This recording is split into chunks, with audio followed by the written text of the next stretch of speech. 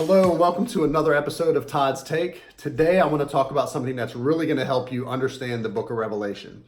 It's a book that a lot of people are confused about for various reasons, but I found in my studies that there are 5 specific things that if you keep these in mind, that will help you understand the book of Revelation. Matter of fact, they will unlock the book like never before. I don't have time to go into deep detail on each of these keys, so I'm just going to kind of rattle them off with a little bit of commentary. But I also have a booklet that's available that you can get, and I'll put some information about that below if you look in the area below. But anyway, here are the 5 keys to help you understand the book of Revelation. Key number 1 is start with the book of Daniel. You know, Daniel is the Old Testament's version of Revelation, and Revelation fits into the book of Daniel. If you go take a seminary course on Revelation, Daniel is often taught side by side with the book of Revelation because they link up perfectly. So start with the book of Daniel. Once you grasp some of that stuff, it'll give you a much better idea of how Revelation fits into that framework. The second key is that we need to interpret Scripture literally. There are different interpretation methods when it comes to the future prophecy, like the book of Revelation. And actually, I unpacked that in both the Non-Prophet's Guide to the End Times and the Non-Prophet's Guide to the book of Revelation. But I believe that the only valid interpretation method is the future or literal interpretation. In other words, it's not that we don't look at symbolism or allegory and know that it's symbolism or allegory, but where the Bible makes plain sense, we just take it at face value. If it says a plain thing, you know, if the book of Revelation, for example, says we will live and reign with Christ for 1,000 years, that's a literal thing. Those are the way. That's how we interpret all the rest of Scripture. That's how we should interpret future prophecy. All Old Testament prophecies that have been fulfilled were fulfilled literally. We should also have the same confidence that all of the future prophecies will be fulfilled literally. And again, that's not to say that there's not symbolism and allegory. And that brings us to rule number 3, or key number 3.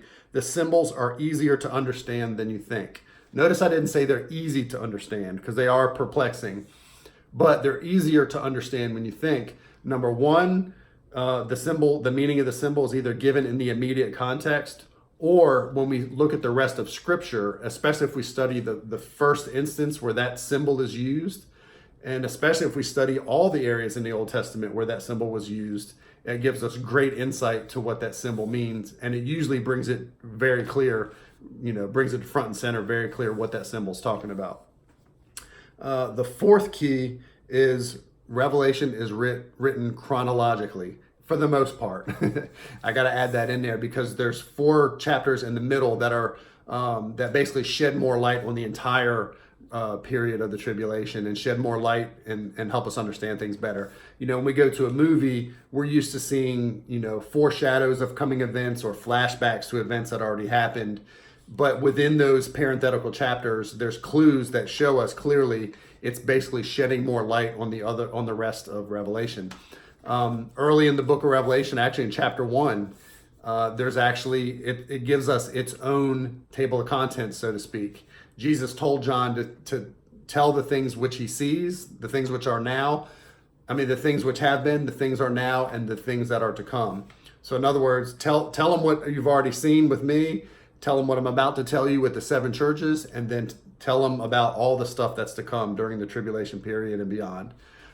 So it gives us its own outline. And all throughout Revelation, there's keywords that help us see it's chronological. It'll say like, then this happened, or after this, that happened.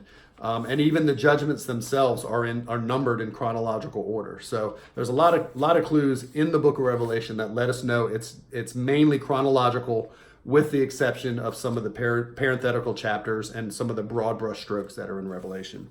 So that should help unlock a little bit more as well.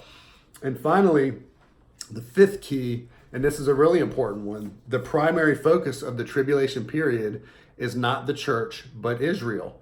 The church is mentioned all through the early chapters, but from the moment when John, and we'll talk about this in a future video, the moment when John sees an open door and a trumpet calls him to come up here, from that point forward, and we believe that's a a symbolic representation of the rapture. From that point forward, in the chronology of the explanation of the tribulation period, the church is not mentioned anywhere until at the end when Jesus comes back with the armies of heaven.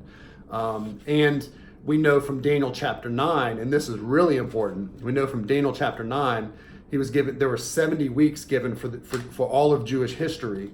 69 weeks were completed when Jesus rode in on the donkey on the triumphal entry. That ended week 69. Then there's a gap period where the church exists, or the time of the Gentiles, when God's trying to reach the rest of the world. But the moment we're raptured out of here, there's one final week of years, 7 years left, that God tells us is for the Jewish people. One of his main goals in the tribulation period is to win his people back to him. They're still the apple of his eye. There are unconditional promises in the Old Testament that still stand, that must be fulfilled in the end times, specifically with the Jewish people, God's people. So anyway, I hope those five keys help you. Again, there's a little booklet you can get that sheds a lot more light. And of course, in my book, The Non-Prophet's Guide to the Book of Revelation, there's a lot of information, a ton of information about the tribulation period and the chronology of it and how we interpret it and all that kind of thing. So hopefully those resources will help you, but hopefully these 5 keys will whet your appetite to at least broach the topic of studying the book of Revelation for yourself and really falling in love with it like I have. I hope that helps. This has been another Todd's Take. I hope you enjoyed it.